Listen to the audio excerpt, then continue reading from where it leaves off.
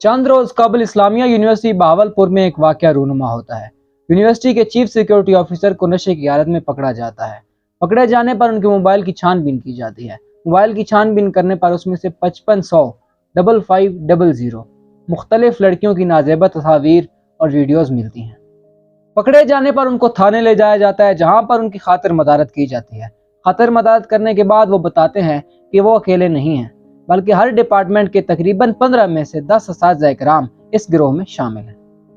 ये गिरोह मिलकर लड़कियों को डराता या वर्गलाता है कि अगर तुमने हमारे साथ रात ना गुजारी तो तुम फेल हो, और अगर तुमने हमारे साथ रात गुजारी तो तुम टॉपर हो।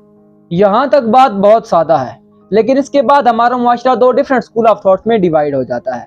पहले लिबरल, दूसरे कंजर्वेटिव। लिबरल तबके में मोस्टली फेमिनिस्ट वगैरह आ जाते हैं, जिनके मुताबिक लड़कियों के साथ जुल्म हुआ है, जो कि वाकईतन हुआ है। लेकिन अगर आप किसी लड़की से यह सवाल पूछते हैं कि अगर आपके साथ वाकई जुल्म हो रहा था और आपको बहलाया फुसलाया नहीं बल्कि डराया धमकाया जा रहा था, तो आपने अपने घर कंप्लेंट क्यों नहीं की, तो वो विक्टिम ब्लेमिंग हो जाती है। दूसरी तरफ आ जाता है कंजर्वेटिव तबका। कंजर्वेटिव तबके में अमूमन जाहिल, कम इल्म रखने वाले या फिर मौलवी हजरात आ जाते हैं, जिनके मुताबिक यूनिवर्सिटी में महज हो ही यही रहा है। बात उनकी भी ठीक है, क्योंकि यूनिवर्सिटी में पढ़ने वाले तकरीबन हर 10 में से 6 या 7 लड़के और लड़कियां आपस में रिलेशनशिप में हैं।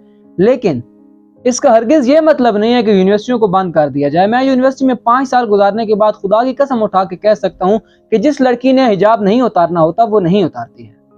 बहावलपुर यूनिवर्सिटी के वाकये में बिलाशुबा कल्प्रिट्स या मुजरिम वो इंसानी शक्ल में मौजूद कुत्ते ही हैं, जो लड़की को महज गोश्त का टुकड़ा समझकर नोचते हैं। लेकिन इस सारी बहस में एक चीज छूट रही है कि क्या लड़कियां अपनी मर्जी से वीडियोस बनवाने गई थी, या फिर उनको डराया धमकाया गया था जिसकी वजह से वो वीडियोस बनाने के लिए गई थी। अगर लड़कियां अपनी मर्जी से वीडियोस बनवाने गई थी तो कसूर सारे का सारा माँ बाप का है, क्योंकि उनकी तरबियत में कहीं ना कहीं कमी तो जरूर रह गई होगी कि लड़कियां अपनी मर्जी से वीडियोस बनवा रही हैं और नाजेबा हरकत कर रही हैं।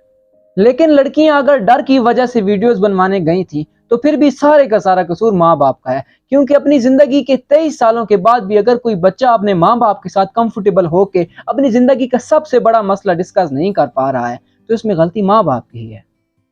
कुछ लोगों को या शायद बहुत सारे लोगों को मेरी ये बात बुरी लगेगी, लेकिन हकीकत यही है, क्योंकि आपके ट्राइबल एरियाज की 10 में से 7 से 8 लड़कियां यूनिवर्सिटी में महज इसलिए जाती हैं कि एफएससी के बाद उनकी शादी ना की जाए, एटलीस्ट उनको 4 साल तो जिंदगी गुजारने का मौका दिया जाए।